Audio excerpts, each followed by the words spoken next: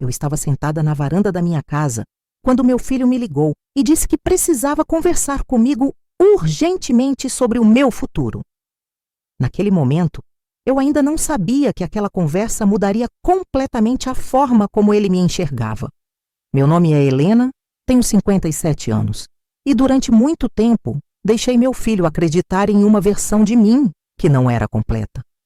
Não por maldade, não por manipulação, mas porque simplesmente nunca achei necessário provar nada para ninguém. Eu sempre fui discreta com a minha vida, com as minhas conquistas, com tudo que construí sozinha depois que meu marido faleceu há 15 anos. E foi justamente esse silêncio que quase destruiu minha relação com meu único filho. Era uma terça-feira de março, final da tarde, quando o telefone tocou. Vi o nome do Diego na tela e atendi com aquele sorriso automático que toda mãe tem quando o filho liga, mesmo que seja só para pedir alguma coisa. Oi, mãe, tudo bem? A voz dele estava estranha, meio formal, meio preocupada. Tudo, filho. E você? Mãe, eu preciso conversar com você, pessoalmente. Posso passar aí amanhã à noite? Senti um aperto no peito. Conversa séria nunca começava assim à toa. Claro, filho. Que horas você vem? Umas 7, pode ser? Pode sim. Vou fazer aquele strogonoff que você gosta. Não precisa, mãe, é sério. A gente precisa conversar sobre o seu futuro, sobre o meu futuro, como se eu não soubesse cuidar do meu próprio futuro. Como se eu fosse uma velhinha desamparada, esperando que alguém decidisse minha vida por mim. Mas não falei nada. Apenas confirmei o horário e desliguei. Fiquei ali, sentada na mesma cadeira de balanço que meu pai me deu quando eu me casei, olhando para o jardim que eu mesma cuidava todo fim de semana, e me perguntei o que exatamente meu filho achava que eu era. Uma mulher frágil, dependente, incapaz? Eu sou professora de matemática aposentada. Me aposentei há 2 anos, depois de 35 anos dando aula em escola pública. Não foi uma aposentadoria luxuosa, mas também não era mixaria. Além disso, sempre fui cuidadosa com dinheiro. Sempre guardei, sempre investi o pouco que podia, sempre mantive as contas em dia. Minha casa era própria, quitada há mais de 10 anos. Meu carro era simples, mas era meu, comprado à vista. Eu não devia nada para ninguém. Mas meu filho não sabia disso. Não completamente. Porque eu nunca achei que precisava dar satisfação da minha vida financeira para ninguém, nem mesmo para ele. Diego sempre foi um bom menino, trabalhador, dedicado. Formado em engenharia, trabalhava em uma multinacional, ganhava bem, casado com a Fernanda, uma moça educada, 2 filhos pequenos. Ele tinha a vida dele, eu tinha a minha. Só que nos últimos anos percebi que ele começou a me olhar diferente, com pena, com preocupação, como se eu fosse um problema que ele precisaria resolver em algum momento. E aquilo me incomodava profundamente, mas eu nunca confrontei. Nunca achei que fosse necessário. Naquela noite, fiz o jantar normalmente. Reguei minhas plantas, assisti minha novela, fui dormir tranquila. Mas uma parte de mim já sabia que o que viria no dia seguinte não seria agradável. Diego chegou pontualmente às 7 da noite. Trazia aquela expressão séria, quase solene, de quem vai dar uma notícia importante. Entrou, me deu um beijo rápido no rosto, sentou no sofá e ficou mexendo nas mãos, nervoso. Quer um café? Um suco? Perguntei. Não, mãe. Obrigado. Eu preciso falar logo, antes que eu perca a coragem. Sentei na poltrona em frente a ele e esperei. Meu coração estava acelerado, mas mantive o rosto tranquilo. Mãe, eu e a Fernanda estivemos conversando e a gente acha que... Bem, a gente acha que você não deveria morar mais sozinha. Silêncio. Olhei para ele sem entender. Como assim, Diego? Você está ficando mais velha, mãe. E essa casa é grande, tem escada, tem jardim. É muita responsabilidade para você sozinha. A gente se preocupa. Eu tenho 57 anos, Diego, não 80. Eu sei, mãe, mas a gente quer que você venha morar com a gente. Aquilo caiu como uma bomba. Morar com eles. Virar a vovó que cuida das crianças, que fica em casa esperando todo mundo voltar do trabalho, que perde a própria identidade para servir a família do filho. Ou então, ele continuou vendo minha expressão. A gente pensou em alugar um apartamento pequenininho para você, mais perto da gente, um lugar mais fácil de cuidar. A Fernanda já até viu alguns, sabe? Tem uns de um quarto, bem bonitinhos, no bairro dela. Um quarto? Repeti devagar. É, mãe. Você não precisa de tanto espaço assim. E a gente ajudaria com o aluguel, claro. A gente faria questão de ajudar. Naquele instante, senti uma mistura de incredulidade e raiva. Meu filho, que eu criei sozinha depois que o pai morreu, que eu sustentei com o meu salário de professora, que eu paguei faculdade particular vendendo bolo nos fins de semana, estava ali, na minha frente, na minha casa, sugerindo que eu me desfizesse de tudo que construí para morar em um apartamento de um quarto que ele me alugaria como um favor. E essa casa? Perguntei ainda calma. A gente venderia, mãe, ou alugaria. O dinheiro seria seu, claro. A gente guardaria para você, investiria direito. Porque, convenhamos, você não entende muito dessas coisas, né? Respirei fundo. Muito fundo. Contei até 10 mentalmente. Diego, eu agradeço a preocupação, de verdade. Mas eu não vou vender minha casa. E não vou morar em apartamento nenhum. Mãe, você está sendo teimosa. A gente só quer o seu bem. O meu bem é ficar na minha casa, filho. Eu tô bem aqui. Ele suspirou impaciente, como se estivesse falando com uma criança birrentinha. Mãe, pensa bem. Como você vai se sustentar só com a aposentadoria? Você sabe quanto custa viver hoje em dia? Conta de luz, água, IPTU, mercado, remédio. Eu sei, Diego. Eu pago minhas contas todo mês. Mas por quanto tempo? E se você ficar doente? E se precisar de alguma coisa? A gente não quer que você passe aperto, mãe. Aquilo já estava passando dos limites. Levantei da poltrona, fui até a cozinha, peguei um copo de água, bebi devagar, respirei de novo. Voltei para a sala. Diego, eu entendo que você se preocupe comigo, mas você está partindo de uma premissa errada. Você acha que eu não tenho condições de cuidar de mim mesma? E isso não é verdade. Mãe, eu sei que você sempre foi batalhadora, mas você não precisa mais lutar sozinha. A gente quer te ajudar. Eu não preciso de ajuda, filho. Precisa sim, mãe. Ele levantou a voz pela primeira vez. Você é aposentada, mora sozinha, não tem ninguém para te ajudar. A gente tem condições de cuidar de você. Por que você não aceita? Foi ali que eu percebi. Meu filho não estava me oferecendo ajuda por generosidade. Ele estava tentando resolver um problema que ele achava que eu era. Ele já tinha decidido, junto com a esposa, que eu era um peso, uma responsabilidade, uma conta a ser gerenciada. E isso doeu. Doeu muito mais do que eu esperava. Sabe, Diego, eu acho que a gente precisa ter uma conversa mais longa. Mas não hoje. Hoje eu tô cansada e você tá nervoso. Vamos deixar para outro dia, tá bom? Ele pareceu frustrado, mas concordou. Levantou, pegou a bolsa, me deu outro beijo rápido e saiu. Eu fiquei ali, parada no meio da sala, olhando para a porta fechada, sentindo um vazio enorme no peito. Naquela noite, não consegui dormir direito.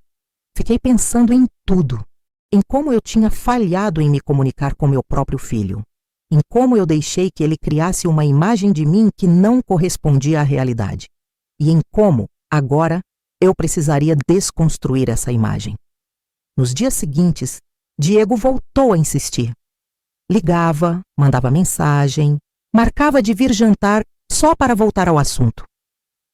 A Fernanda também começou a mandar links de apartamentos, como se já fosse tudo decidido. Olha esse aqui, sogra. Tem uma cozinha linda e é pertinho de um mercado.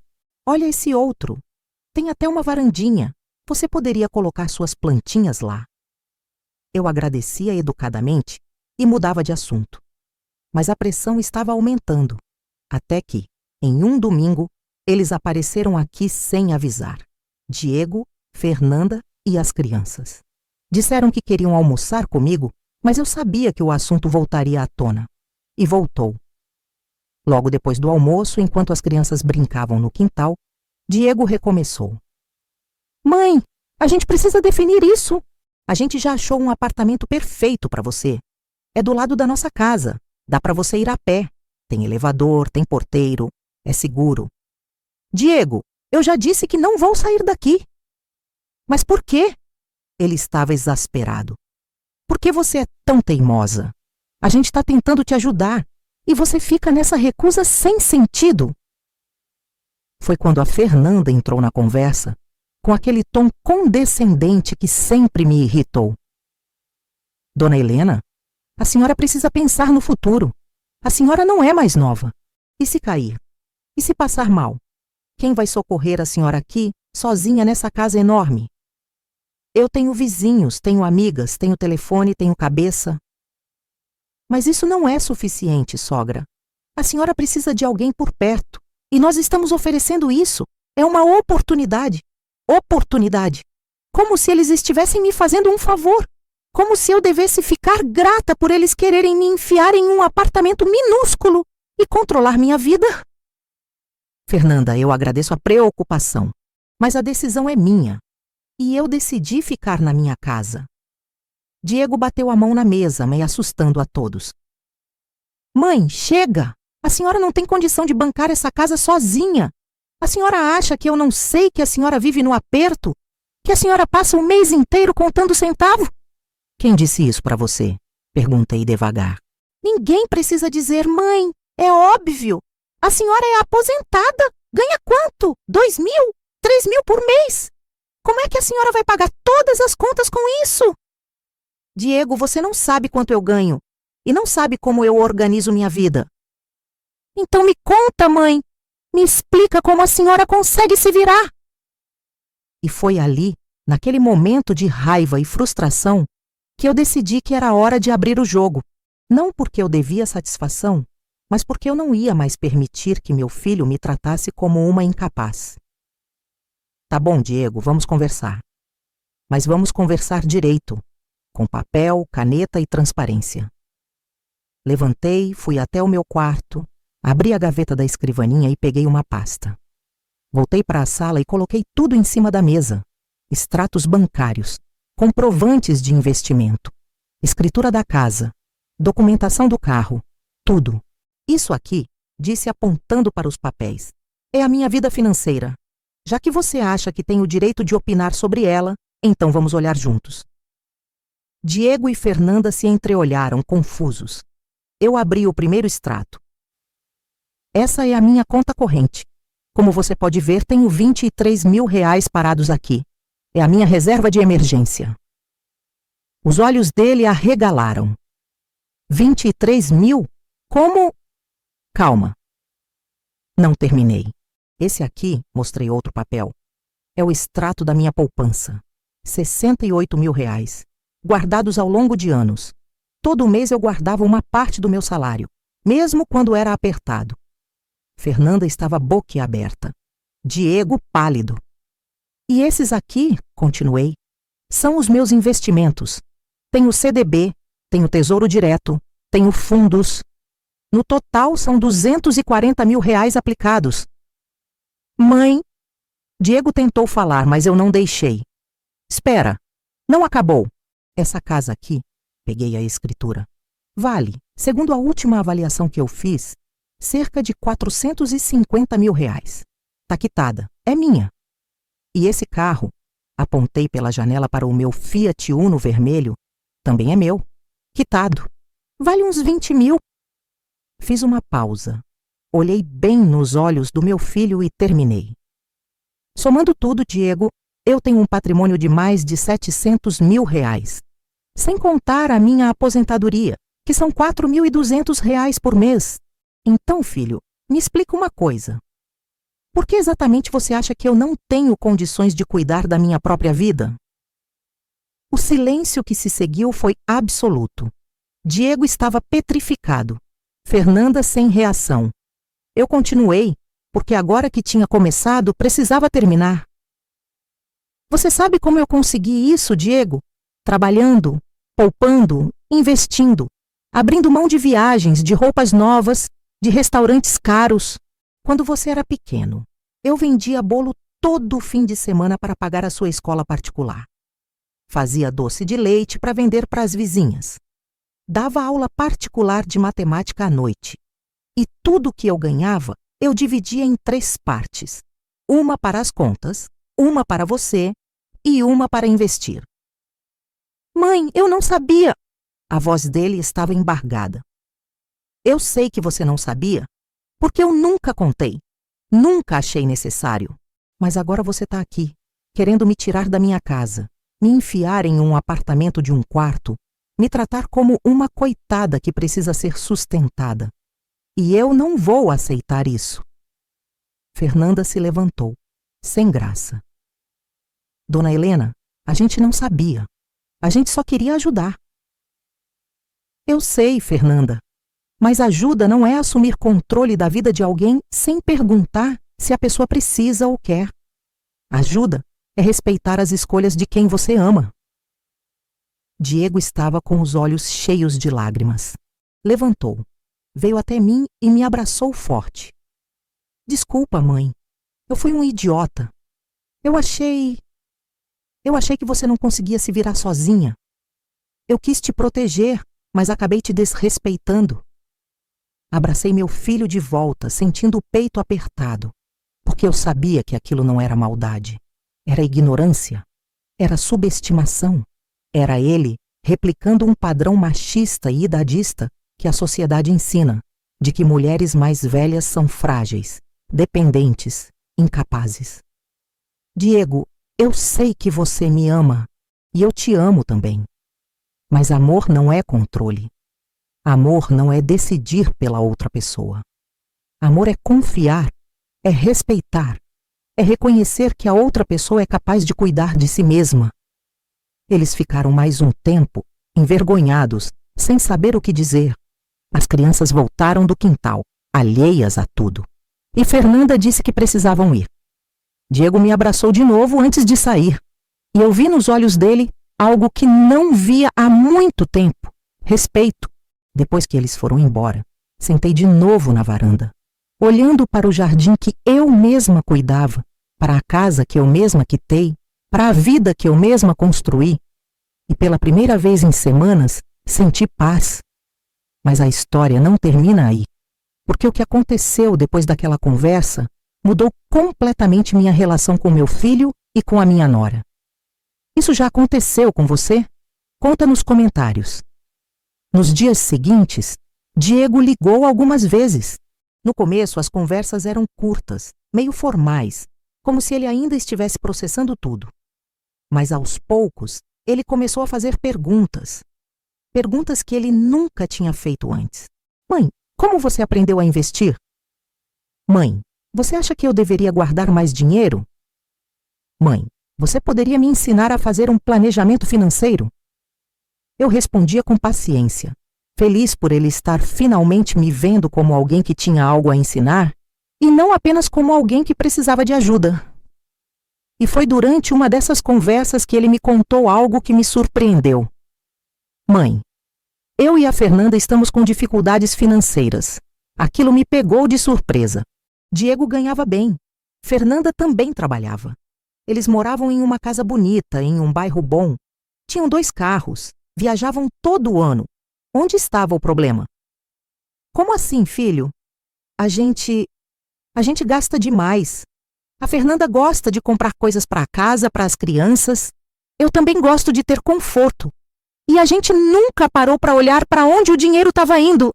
Agora a gente está percebendo que no final do mês não sobra quase nada. A gente está vivendo no limite.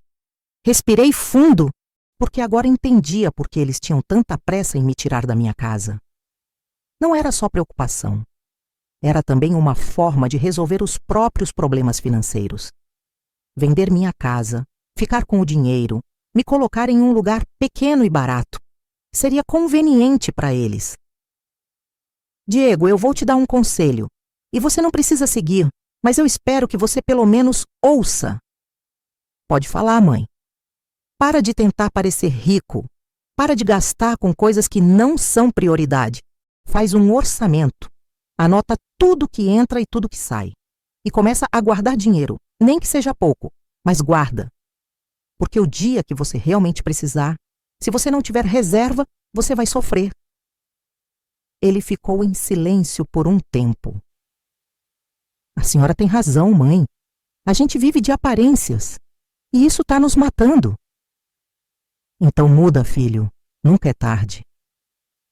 Desliguei o telefone, sentindo uma mistura de tristeza e esperança. Tristeza porque percebi que meu filho estava repetindo os mesmos erros que eu tinha evitado a vida inteira. E esperança porque ele estava disposto a aprender. Mas o que realmente mudou tudo aconteceu 3 semanas depois daquela conversa reveladora na minha sala. Diego e Fernanda me convidaram para jantar na casa deles. E pela primeira vez, não foi para falar da minha vida. Foi para falar da vida deles. Quando cheguei, eles estavam sérios, mas não tristes. Tinham uma expressão determinada, quase aliviada. Mãe, a gente tomou algumas decisões. Diego começou. E a gente queria contar para a senhora primeiro. Conta, filho. A gente vai vender o carro da Fernanda. A gente não precisa de 2 carros. É despesa extra sem necessidade. A gente vai cortar o plano de TV a cabo. Vai cancelar a academia. Vai parar de comer fora todo fim de semana. Fernanda continuou. E eu conversei com a minha mãe. Ela se ofereceu para buscar as crianças na escola 2 vezes por semana. Assim a gente economiza com a perua escolar. E a gente vai começar a guardar dinheiro, mãe. Todo mês. Pelo menos 10% do que a gente ganha. Porque a gente não quer ficar velho e depender dos nossos filhos como a gente achou que a senhora ia depender da gente. Senti os olhos encherem de lágrimas. Não de tristeza, mas de orgulho. Porque meu filho estava finalmente entendendo o que eu tentei ensinar a vida inteira, mesmo que sem palavras. Dignidade vem de independência. E independência vem de planejamento, trabalho e disciplina. Eu estou muito orgulhosa de vocês, disse, segurando a mão dos dois. E se vocês precisarem de ajuda, de conselho, de qualquer coisa, eu estou aqui. A gente sabe, mãe, e a gente te agradece por tudo, por ter nos mostrado que a gente estava errado, por não ter desistido da gente. Jantamos juntos naquela noite, conversamos sobre planos, sobre sonhos, sobre o futuro. E pela primeira vez em muito tempo, senti que meu filho me via de verdade. Não como um problema, não como uma responsabilidade, mas como uma mulher forte, capaz, independente. Como alguém que ele poderia admirar. Mas nem tudo foi fácil depois disso, porque houve momentos em que Diego voltou a agir de forma protetora demais, de forma invasiva. E toda vez que isso acontecia, eu precisava lembrar a ele, com firmeza e carinho, que eu era capaz de cuidar de mim mesma. Um desses momentos aconteceu em julho, quando fui ao médico fazer exames de rotina. Contei para Diego no telefone de passagem, só comentando. E no dia seguinte, ele apareceu aqui dizendo que ia me levar ao médico, que ia entrar comigo na consulta, que queria conversar com o médico pessoalmente. Diego, eu não preciso que você me leve. Eu dirijo. Eu sei ir sozinha. Mas e se o médico falar alguma coisa séria?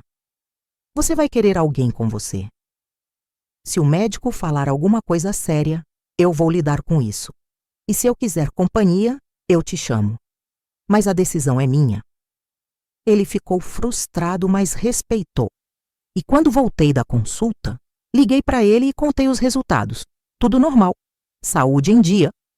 E ele respirou aliviado, mas também pareceu entender que eu realmente não precisava dele para tudo. Outro episódio aconteceu quando meu fogão quebrou. Liguei para Diego só para pedir a indicação de um técnico. E ele disse que ia comprar um fogão novo para mim, que o meu já era velho, que ele fazia questão. Diego, eu não preciso de fogão novo. Eu preciso de um técnico para consertar o meu.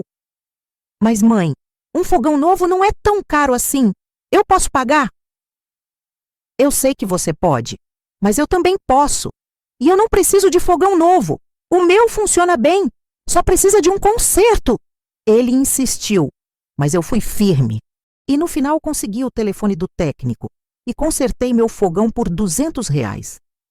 Não porque eu não pudesse comprar um novo, mas porque eu não via necessidade. E porque eu não ia aceitar que meu filho começasse a me tratar como uma pessoa que precisava ser sustentada. Se essa história está te tocando, deixa o like e compartilha com alguém que precisa ouvir isso. Os meses foram passando e minha relação com Diego foi se ajustando. Deixou de ser aquela relação de filho protetor e mãe dependente para virar uma relação de respeito mútuo. Ele me consultava sobre decisões financeiras. Eu dava minha opinião, mas deixava claro que a decisão final era dele. E ele começou a me contar sobre os desafios do trabalho, sobre as dúvidas que tinha, sobre os medos. Foi nessa época que Fernanda começou a me procurar mais também. Não para falar de mim, mas para conversar sobre a vida dela. Ela me contou que sempre teve dificuldade em guardar dinheiro, que sempre foi muito impulsiva com compras e que agora, tentando mudar, estava sofrendo. Dona Helena, eu vejo uma bolsa bonita e fico pensando nela o dia inteiro. Eu sei que não preciso. Eu sei que não devo comprar. Mas é mais forte do que eu. Fernanda, você já parou para pensar por que você sente essa necessidade? Ela ficou em silêncio, pensando. Acho que eu sempre usei as coisas que eu comprava para me sentir bem, para sentir que eu era alguém. E você acha que você só é alguém se tiver coisas? Não. Mas é difícil, sabe? As minhas amigas todas têm. Elas mostram nas redes sociais. E eu fico me sentindo menos. Fernanda, redes sociais não são a vida real. E você nunca vai ter paz se você viver comparando a sua vida com a dos outros. Você precisa descobrir o que realmente importa para você. O que te faz feliz de verdade.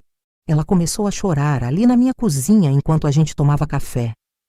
E eu entendi que aquela moça, que sempre me pareceu tão confiante, tão segura, estava tão perdida quanto qualquer um, e que talvez, só talvez, minha relação com ela pudesse ser mais do que superficial.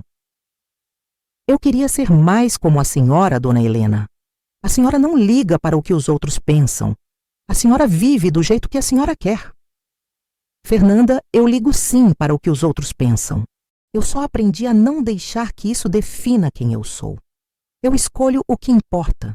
E o que importa para mim é ter paz, ter dignidade, ter liberdade. E isso não vem de bolsa cara. Vem de não dever nada para ninguém. Aquela conversa mudou alguma coisa entre nós. Fernanda começou a me ver diferente. E eu comecei a vê-la diferente também. Ela não era a vilã que queria me tirar da minha casa. Ela era uma mulher insegura, tentando se encaixar em um padrão que não fazia sentido para ela. E foi justamente essa aproximação com a Fernanda que me mostrou algo que eu não esperava. Que a minha relação com meu filho tinha melhorado porque minha relação com minha nora também tinha melhorado.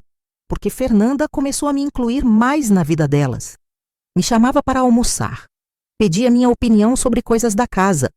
E pela primeira vez, senti que ela não me via como uma sogra intrometida, mas como uma mulher que tinha experiência e sabedoria para compartilhar. Teve um dia em setembro que ela me ligou chorando. Diego tinha perdido o emprego, corte de pessoal na empresa, e ela estava desesperada. Dona Helena, eu não sei o que a gente vai fazer. A gente está com conta para pagar. A gente mal começou a guardar dinheiro. E agora isso. Calma, Fernanda. Respira. Vamos pensar juntas. Fui até a casa deles naquela tarde.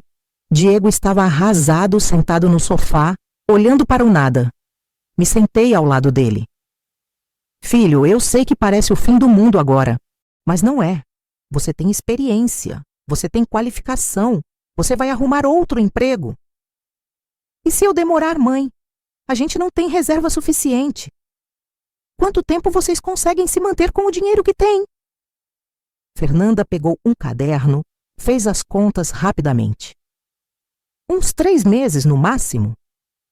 Então vocês têm 3 meses para resolver isso. Diego vai procurar emprego, vai mandar currículo, vai fazer entrevista, e vocês vão cortar tudo que não é essencial.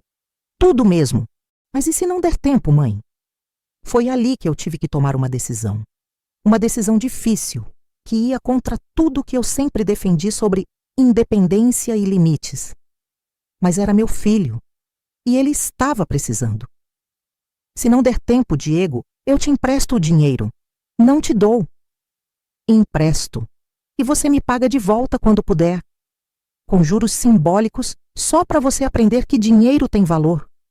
Mas eu não vou deixar vocês passarem necessidade. Diego me olhou com os olhos cheios de lágrimas de novo. Mãe, eu não quero ser um peso para a senhora. Você não é um peso, Diego. Você é meu filho. E ajudar quem a gente ama quando há necessidade real não é perder dignidade, é amor. Mas tem uma diferença entre ajudar e assumir responsabilidades que não são suas. Eu vou te ajudar a passar por isso. Mas a responsabilidade de resolver é sua. Ele concordou, ainda emocionado. E nos 2 meses seguintes, acompanhei de perto a jornada dele. Revisei currículo, dei dicas para entrevista, incentivei quando ele estava desanimado. E no final do 2º mês, ele conseguiu um emprego novo. Ganhava um pouco menos do que antes, mas era um começo. E sabe o que ele fez? Assim que recebeu o primeiro salário, veio aqui em casa e me devolveu os R$ 10.000 que eu tinha emprestado para eles pagarem as contas mais urgentes. Mãe, era para a senhora só emprestar se a gente precisasse. A gente conseguiu se virar sem usar. Diego, fica com esse dinheiro. Coloca na poupança de vocês. É a reserva de emergência que vocês precisam ter. Não, mãe. A senhora me emprestou. E eu vou devolver. Quando a gente precisar de reserva, a gente vai construir com o nosso dinheiro. Mas obrigado. Obrigado por ter confiado na gente. E foi naquele momento que eu tive certeza. Meu filho tinha finalmente aprendido. Tinha aprendido sobre responsabilidade, sobre dignidade, sobre a diferença entre precisar de ajuda e depender de alguém. Hoje, 2 anos depois daquela conversa difícil na minha sala, minha relação com Diego e Fernanda é completamente diferente. Eles me respeitam, me consultam, mas não me tratam como uma velhinha incapaz. Eu continuo na minha casa, continuo cuidando do meu jardim, continuo dirigindo meu carro, continuo gerenciando minha vida financeira. Mas agora tem uma diferença. Diego sabe quem eu sou de verdade. Sabe que eu sou forte. Sabe que eu sou capaz.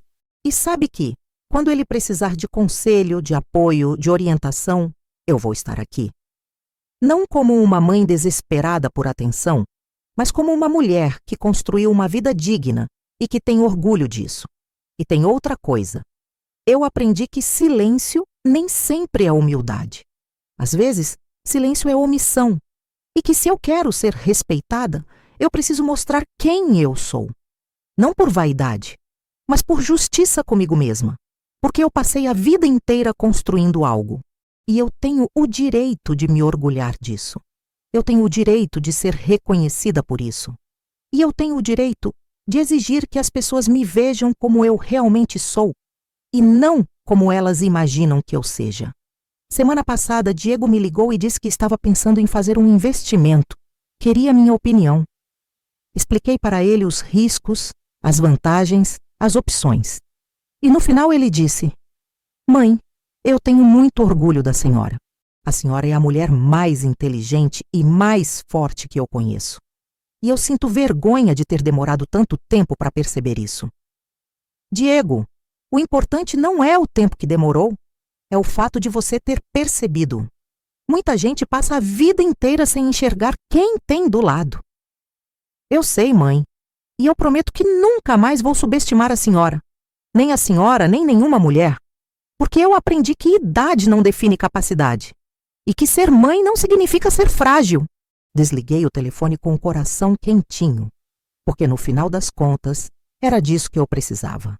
Não de dinheiro, não de ajuda, mas de respeito, de reconhecimento, de ser vista. E hoje, quando eu sento na minha varanda e olho para tudo que construí, eu sinto paz. Porque eu sei que, independente do que aconteça, eu tenho dignidade, eu tenho autonomia e eu tenho orgulho da mulher que me tornei. Eu não sei o que o futuro reserva. Talvez um dia eu realmente precise de ajuda. Talvez um dia eu não consiga mais cuidar sozinha da minha casa, do meu jardim, da minha vida. E se esse dia chegar, eu vou pedir ajuda, sem vergonha, sem orgulho bobo. Mas até lá, eu vou continuar sendo quem eu sou. Uma mulher de 59 anos, independente, forte, capaz. Uma mulher que criou um filho sozinha, que trabalhou a vida inteira, que construiu um patrimônio, que tem dignidade e que merece respeito. Porque eu aprendi que a gente não precisa ser rica para ter dignidade. Não precisa ser perfeita para merecer respeito. Não precisa provar nada para ninguém. A gente só precisa saber quem a gente é, ter orgulho disso e não aceitar que ninguém nos diminua. E se tem uma coisa que eu quero deixar de legado para meu filho, para meus netos, para qualquer pessoa que ouça minha história, é isso. Nunca subestime ninguém, especialmente não subestime mulheres. Porque a gente pode ser discreta, pode ser silenciosa, pode não fazer alarde. Mas isso não significa que a gente seja fraca. Muito pelo contrário. Às vezes, a maior força está justamente no silêncio, na paciência, na capacidade de construir algo sólido sem precisar de aplausos. E outra coisa que eu aprendi: dignidade não se mendiga, respeito não se implora.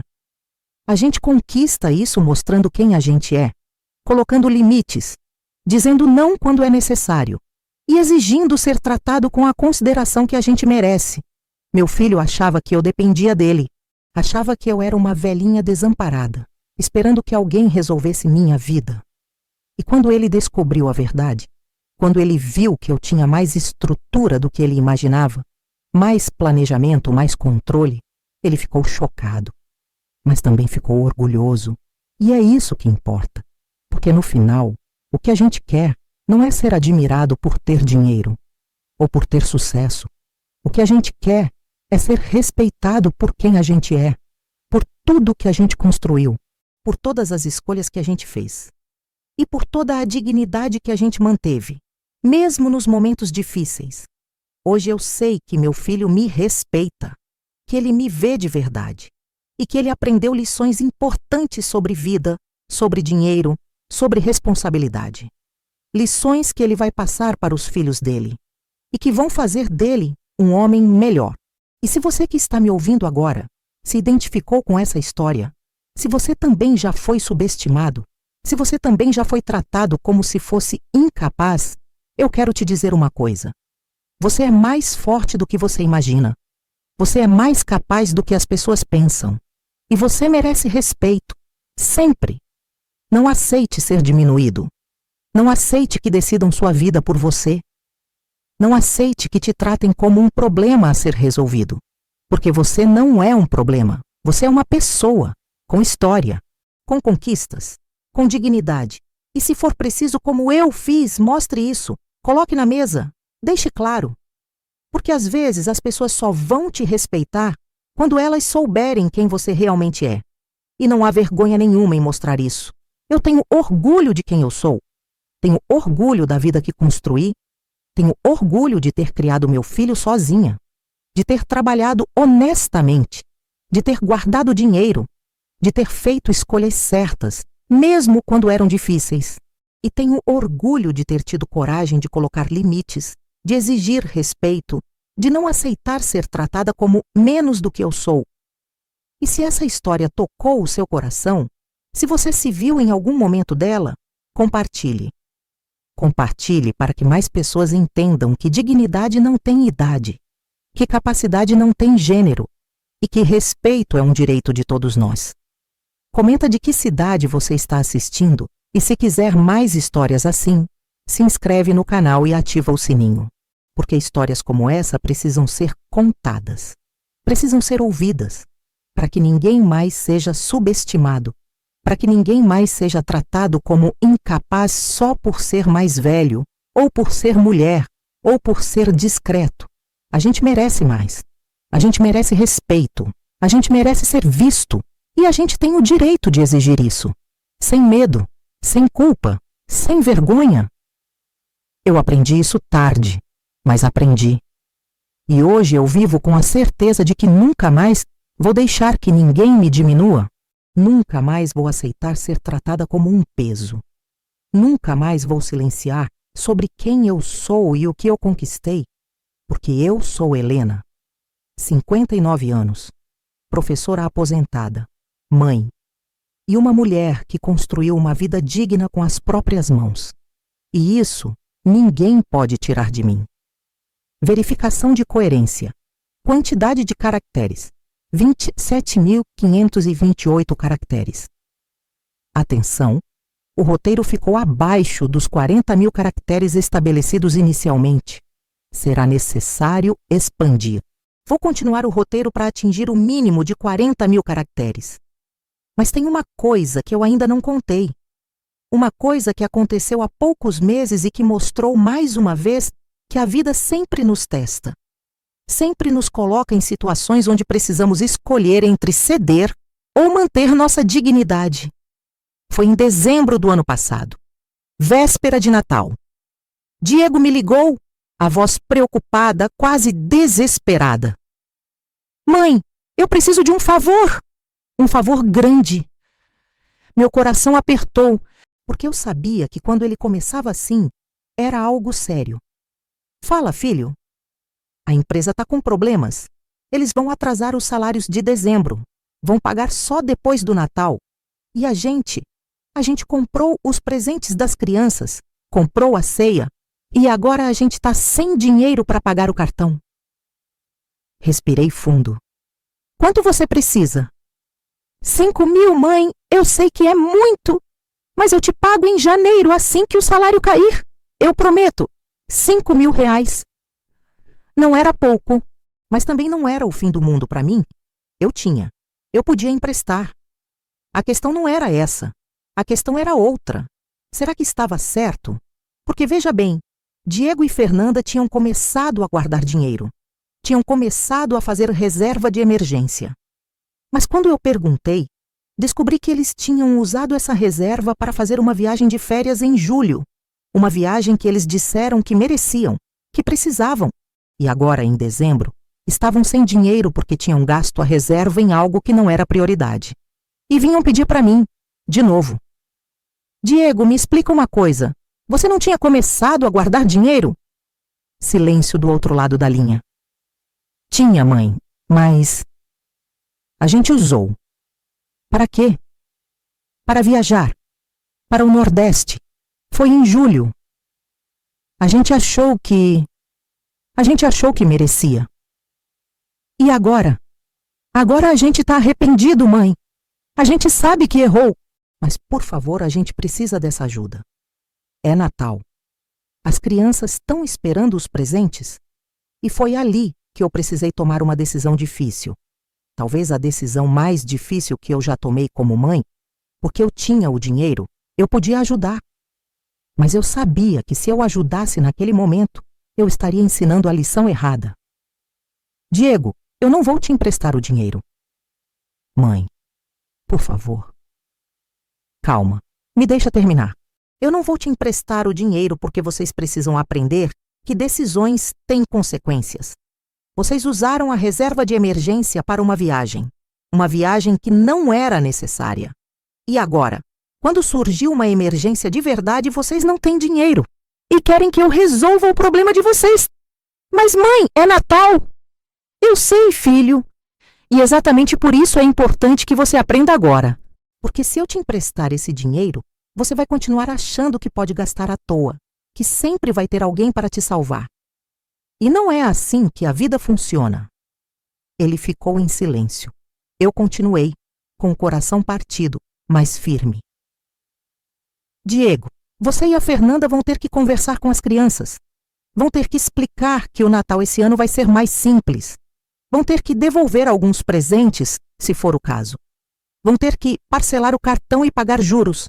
E vão ter que aprender de uma vez por todas que dinheiro não cresce em árvore. Que reserva de emergência não é para viagem. E que ser adulto é fazer escolhas difíceis e arcar com as consequências. Mãe, a senhora está sendo muito dura. Não, Diego, eu estou sendo responsável. Se eu te emprestar esse dinheiro, eu vou estar tirando de você a oportunidade de aprender. E aí, quando você tiver 60 anos, você vai estar na mesma situação, ou pior. Desliguei o telefone com as mãos tremendo. Chorei. Chorei muito, porque é difícil ver um filho em dificuldade e não ajudar. É difícil escolher a lição certa em vez da saída fácil. Mas eu sabia que era o que eu precisava fazer. Diego não falou comigo durante uma semana, não ligou, não mandou mensagem. E eu respeitei o espaço dele, porque eu sabia que ele estava bravo, estava decepcionado, estava achando que eu era uma mãe insensível. Mas no dia 26 de dezembro, ele apareceu aqui, sozinho, com os olhos vermelhos, mas com uma expressão diferente no rosto. Mãe, eu vim pedir desculpas. Desculpas por quê, filho?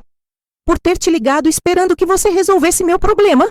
Por ter usado você como plano B. Por não ter aprendido ainda a ser responsável. Sentei ao lado dele no sofá. Segurei a mão dele. E o Natal? Como foi? Foi diferente. A gente conversou com as crianças. Explicou que esse ano ia ser mais simples. Devolvemos alguns presentes. Compramos menos coisas. Fizemos uma ceia mais em conta. E sabe de uma coisa, mãe? Foi bom, foi honesto. As crianças entenderam. E a Fernanda e eu aprendemos alguma coisa importante. O quê? Que a gente não precisa de tanto. Que Natal não é sobre presentes caros. E que se a gente continuar gastando mais do que pode, a gente nunca vai ter tranquilidade. A gente sempre vai estar nesse desespero, nessa correria, nessa angústia. Abracei meu filho e senti que finalmente a lição tinha sido aprendida. Não porque eu tinha dado uma bronca, mas porque ele tinha vivido a consequência das próprias escolhas. Diego, eu sei que foi difícil, e eu sei que você ficou bravo comigo, mas eu fiz o que eu achei que era certo. Não porque eu não te amo, mas justamente porque eu te amo demais para te deixar continuar cometendo os mesmos erros. Eu sei, mãe, e eu te agradeço, de verdade. Porque se a senhora tivesse me emprestado o dinheiro, eu ia continuar achando que sempre vai ter alguém para me salvar. E isso ia me destruir no futuro. Conversamos por horas naquela tarde sobre dinheiro, sobre prioridades, sobre o que realmente importa na vida. E ele me contou que ele e a Fernanda tinham feito um pacto. Iam recomeçar a guardar dinheiro. E dessa vez, não iam tocar na reserva para nada que não fosse emergência real. E sabe o que mais, mãe? A Fernanda disse uma coisa que me fez pensar muito. O quê? Ela disse que a senhora é o exemplo que ela quer seguir. Que a senhora conseguiu criar um filho sozinha, trabalhar, guardar dinheiro e chegar aos 60 anos com tranquilidade. E que ela quer isso para ela também. Ela quer poder envelhecer sem depender dos filhos, sem depender de ninguém. Senti um orgulho imenso, não de mim, mas deles, porque eles estavam finalmente entendendo, estavam finalmente amadurecendo. E sabe o que aconteceu nos meses seguintes? Diego e Fernanda mudaram de verdade, cortaram gastos desnecessários, começaram a cozinhar mais em casa, cancelaram serviços que não usavam, venderam coisas que não precisavam e começaram a guardar dinheiro de verdade. E em março desse ano, 3 meses depois daquele Natal difícil, Diego me ligou animado. Mãe, a gente conseguiu! A gente juntou 10 mil reais de reserva! Filho, que orgulho! Parabéns! E a gente não vai tocar nesse dinheiro, mãe! A gente jurou! Só em caso de emergência real. Doença, desemprego, algo assim. Mas nunca mais para viagem, para presente, para nada supérfluo. E sabe o que mais me deixou feliz? Foi perceber que meu filho tinha aprendido não só a guardar dinheiro, mas a ter prioridades certas. Ele tinha aprendido que dignidade vem de autonomia, que tranquilidade vem de planejamento, e que ser adulto é saber dizer não para si mesmo quando é necessário. Hoje, quando olho para trás, para toda essa jornada, eu vejo quantas vezes eu poderia ter cedido.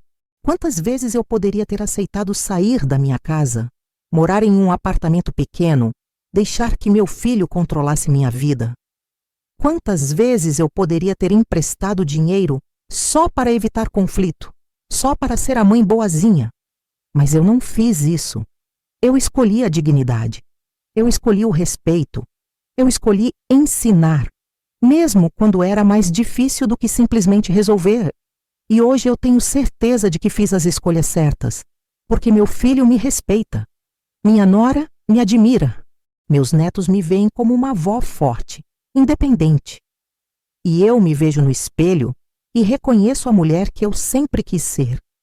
Uma mulher que não pede permissão para existir, que não se diminui para caber na vida de ninguém, que não aceita desrespeito, mesmo que venha de quem ela ama.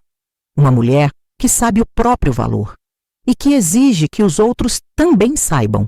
Porque a verdade é essa: ninguém vai te respeitar se você não se respeitar primeiro. Ninguém vai te valorizar se você não mostrar o seu valor. Ninguém vai te tratar com dignidade se você aceitar qualquer coisa. E isso não é egoísmo. Isso não é falta de amor. Isso é amor próprio. Isso é autopreservação. Isso é saber que você merece ser tratado bem, sempre.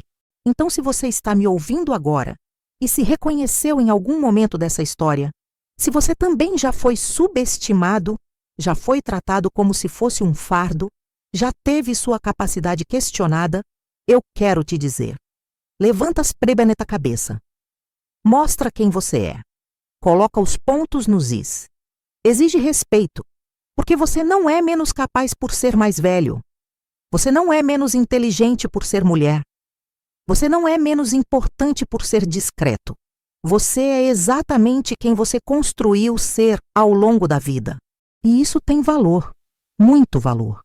E se as pessoas não enxergam esse valor, o problema não é você. O problema é a visão delas. E você tem todo o direito de abrir os olhos delas, de mostrar a verdade, de se posicionar. Eu fiz isso. E minha vida mudou. Minha relação com meu filho mudou. Minha relação comigo mesma mudou. E hoje eu vivo em paz com minhas escolhas, em paz com minha história, em paz com quem eu sou. E essa paz ninguém tira de mim, porque ela não veio de fora, ela veio de dentro. Da certeza de que eu fiz o melhor que pude, de que eu me mantive firme nos meus valores, de que eu não traí quem eu sou por conveniência. E se tem uma coisa que eu quero que você leve dessa história é isso: seja fiel a quem você é. Não importa a pressão, não importa as circunstâncias, não importa quem está do outro lado tentando te fazer mudar, te fazer ceder, te fazer aceitar menos do que você merece. Porque no final do dia, você vai ter que olhar no espelho e reconhecer a pessoa que está ali. E se você traiu seus valores, se você aceitou desrespeito, se você se diminuiu, vai ser difícil gostar do que você vê. Mas se você se manteve firme, se você exigiu respeito, se você mostrou quem você é, vai ser fácil sorrir para o espelho. Vai ser fácil dormir tranquilo. Vai ser fácil viver em paz. E é isso que eu desejo para você: paz, dignidade, respeito e a coragem de exigir tudo isso sempre que for necessário, porque você merece, sempre mereceu e sempre vai merecer.